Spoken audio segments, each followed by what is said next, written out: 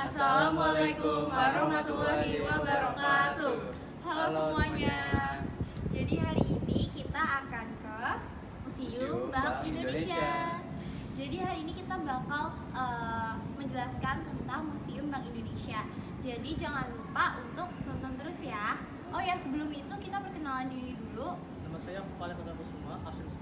Nama saya Auren Nazira, absen 6. Nama saya Bella Zakia, absen 7. Nama saya Arfan Sambil Rosyad, absen 1. Happy watching! Pada awalnya, Museum Bank Indonesia merupakan bangunan gereja sebagai tempat beribadah umat Kristen Protestan pada tahun 1625. Namun, pada tahun 1628, bangunan tersebut pun dibongkar dengan tujuan sebagai tempat meriam raksasa waktu Sultan Agung memimpin puluhan ribu tentara untuk menyerang Batavia. Lalu, seiring berjalannya waktu, bangunan ini pun beralih fungsi menjadi rumah sakit bernama Binnen Hospital. Setelah rumah sakit dipindahkan ke lokasi lain, bangunan tersebut pun lalu dijual ke firma dagang bernama Markwood Davidson & Co. pada tahun 1801. Selanjutnya, bangunan tersebut diubah menjadi The Javers Bank dan dinasionalisasikan menjadi Bank Sentral Indonesia atau yang umum dikenal sebagai Bank Indonesia pada tahun 1853. Namun, gedung tersebut hanya beroperasi hingga tahun 1962 karena Bank Indonesia dipindahkan ke Tamrin, Jakarta Pusat. Hingga pada tahun 2006, proses peresmian Museum Bank Indonesia dilakukan dalam 2 tahap, yaitu peresmian tahap 1 yang dimulai dibuka untuk masyarakat atau soft opening pada tanggal 15 Desember 2006 oleh Gubernur Bank Indonesia saat itu, Burhanuddin Abdullah. Lalu peresmian tahap 2 atau grand opening oleh Presiden RI Susilo Bambang Yudhoyono pada tanggal 21 Juli 2009. Bumbu dapur senilai emas. Jadi pada zaman dahulu, bumbu dapur ini senilai emas karena bumbu dapur memiliki nilai yang sangat langka dan sangat istimewa. Makanya kenapa bumbu dapur bisa disebut sebagai senilai emas. Rasa dan aromanya dianggap sebagai keajaiban alami serta diyakini memiliki khasiat kesehatan yang luar biasa dan menjadi incaran para koki penjelajah dan bangsawan dari penjuru dunia. Beberapa rempah emas diantaranya seperti cengkeh, lada, dan kayu manis. Museum Bank Indonesia memutuskan untuk menyimpan rempah emas ini sebagai simbol kemakmuran dan pentingnya perdagangan di masa lalu. Sejarah perbankan di Indonesia dimulai sejak tahun 1746. Awalnya perbankan di Indonesia dimulai dari pembentukan The Bank Van Liening, yaitu bank yang dibentuk oleh VOC. Sejarah perbankan di Indonesia dimulai jauh sebelum kemerdekaan, tepatnya pada tahun 1746. Saat itu, VOC mendirikan The Bank Van Liening, sebuah bank yang digunakan untuk memudahkan kegiatan perdagangan mereka di Indonesia. Sayangnya, kegiatan operasional bank ini tidak berjalan baik sehingga harus gulung tikar. Lantas, apakah VOC menyerah? Tentu saja tidak. Selang 6 tahun kemudian, VOC mendirikan The Bank Koran and Bank Van Liening, yang pada akhirnya memiliki nasib yang sama seperti bank sebelumnya. Sekitar akhir abad ke-18, VOC sudah diambil alih oleh pemerintah Belanda. Selama periode ini, ada lebih banyak bank yang bermunculan, mulai dari Bank de Javers, Nederland Handelsmaatschappiij, Hulp en Spaarbank, De Postbank, dan juga Algemene Volkskrediet Bank. Dari semua itu, hanya De Javers Bank yang berhasil menjadi yang paling sukses dan terus berkembang. Inilah cikal bakal bank sentral yang ada di Indonesia. Pemerintah Belanda mendirikan De Javers Bank dan langsung memonopoli peredaran uang di Indonesia.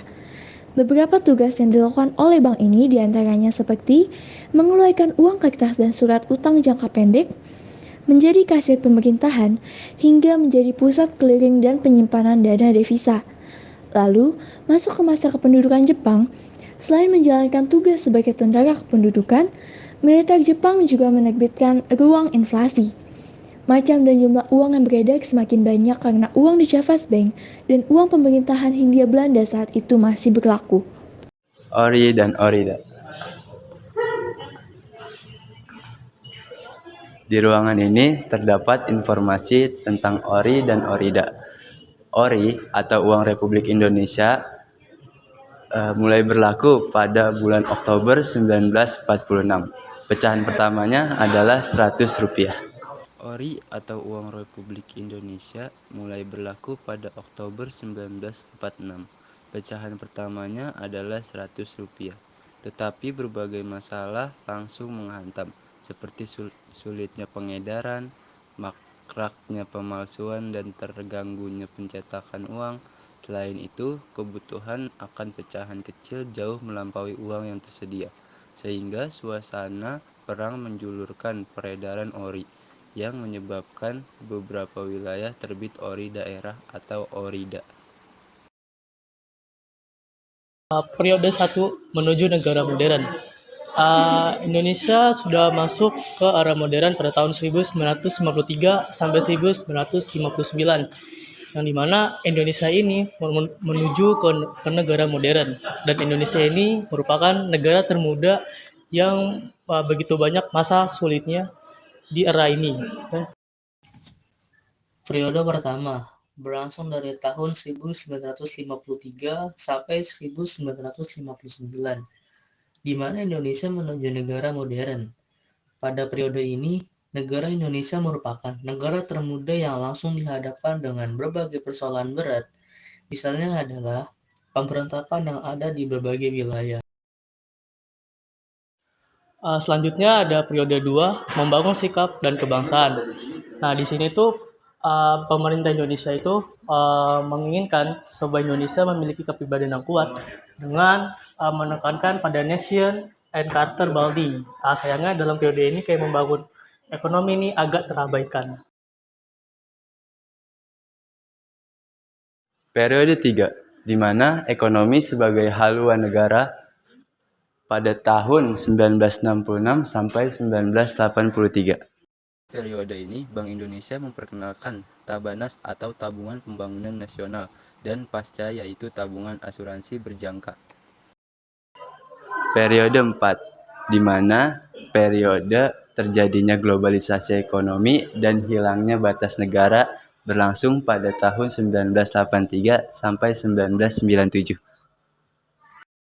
Memasuki awal periode ekonomi ini, Indonesia mengalami tekanan yang cukup berat karena harga minyak di pasar dunia dan berlanjutnya resesi ekonomi. Untuk memperkuat perekonomian Indonesia, maka dilakukan beberapa kebijakan pengendalian moneter yang menuju ke arah mekanisme pasar. Periode 5, periode di mana krisis segala lini terjadi. Pada periode ini terjadi pada tahun 1997 sampai 1998. Pada periode ini juga sejumlah 16 bank ditutup. Pada periode ini sebanyak 16 bank tutup secara bersamaan. Sejak Juli 1997, telah terjadi krisis ekonomi moneter yang membuat ekonomi dan politik nasional semakin terpuruk. Nilai tukar rupiah semakin merosot tajam, sehingga pemerintah melakukan tindakan pengetatan melalui kenaikan suku bunga yang sangat tinggi dan juga pengalihan dana BUMN, yayasan dari bank ke Bank Indonesia, serta pengetatan anggaran pemerintahan.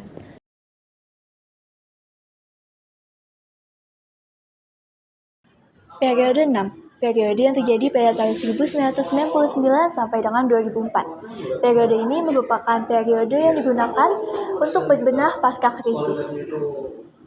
Periode 6 berlangsung sejak tahun 1999 sampai dengan 2004. Merupakan periode yang digunakan untuk berbenah pasca krisis. Pada periode ini, sedikit demi sedikit sistem dari Bank Indonesia dibangun secara kokoh dan dibuatkan undang-undang tentang tugas dan kedudukan dari Bank Indonesia. Periode 7, di mana periode ini terjadi fokus ulang Bank Indonesia. Periode ini berlangsung hingga tahun 2004 hingga 2011. Pada periode ini terjadi amandemen UU BI, penyelenggaraan sistem pembayaran, serta pengendalian moneter dalam hubungan antara BI dan pemerintah. Selain itu terjadi penyempurnaan fungsi dalam Bank Indonesia.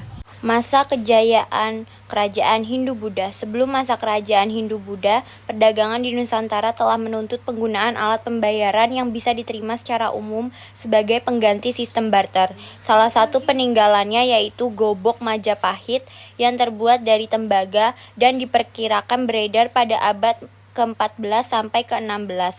Selain sebagai alat pembayaran, uang ini juga banyak digunakan sebagai benda keramat.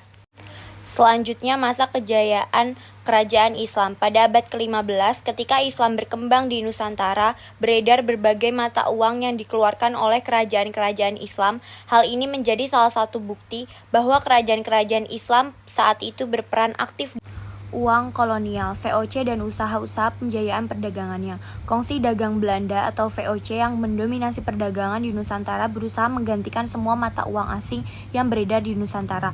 Untuk menggantikan rial Spanyol yang populer, dicetaklah uang rial Belanda. Selain itu, uang perak Belanda, Rijksgulden, dijadikan alat pembayaran standar di Nusantara. Pada tahun 1727, VOC mengedarkan duit atau uang tembaga recehan untuk menggantikan kesi Cina. Uang token adalah uang sementara yang dikeluarkan oleh perusahaan tertentu, misalnya perkebunan, lokasi perjudian, dan tempat hiburan, yang hanya berlaku di masing-masing tempat tersebut.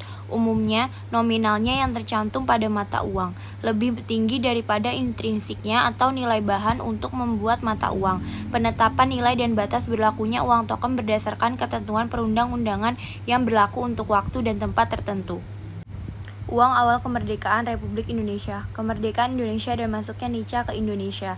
Uang Nica, pada awal kemerdekaan Indonesia, kondisi moneter negara Indonesia sangatlah buruk. Diperkirakan ada sekitar 4 miliar rupiah Jepang yang beredar, di mana 1,6 miliar ini beredar di Pulau Jawa.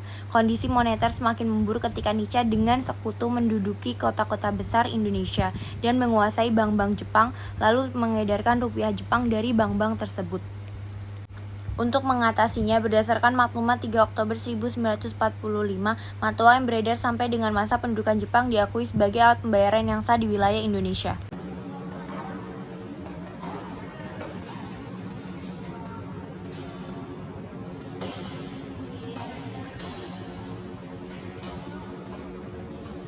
Pada Maret 1950, Menteri Keuangan Syafruddin Prawiranegara mengeluarkan kebijakan penyehatan keuangan yang dikenal sebagai Gunting Syafruddin dengan menggunting uang kertas di Javabank dan Hindia Belanda pecahan di atas F2,50. Dengan Undang-Undang Nomor 13 Tahun 1968 tentang Bank Sentral, Bank Indonesia merupakan satu-satunya lembaga yang memiliki hak tunggal untuk mengeluarkan dan mengedarkan uang kertas dan uang logam. Kewenangan ini tercantum juga dalam Undang-Undang Nomor 23 Tahun 1999 tentang Bank Indonesia yang diamandemen dengan Undang-Undang Nomor 3 Tahun 2004 pada tanggal 15 Januari 2004. Pada tahun 1953, untuk pertama kalinya uang kertas Bank Indonesia dengan tanda tahun 1952 beredar di Indonesia. Uang khusus peringatan. Bank Indonesia juga menerbitkan uang khusus peringatan dalam rangka memperingati peristiwa penting atau untuk tujuan tertentu. Biasa dicetak dalam jumlah terbatas untuk diedarkan di kalangan kolektor dengan harga jual di atas nilai nominalnya. Uang bersambung adalah uang yang sengaja dicetak tanpa memotong kertasnya, sehingga uang-uang tersebut bergandengan satu sama lain. Uang tersebut sengaja dicetak demikian dalam jumlah terbatas untuk konsumsi para kolektor, walaupun tetap merupakan alat pembayaran yang sah.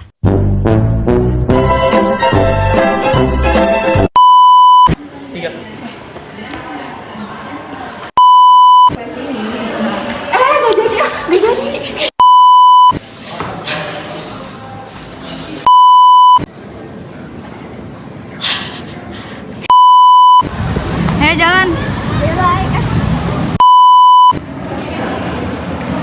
Ngapain?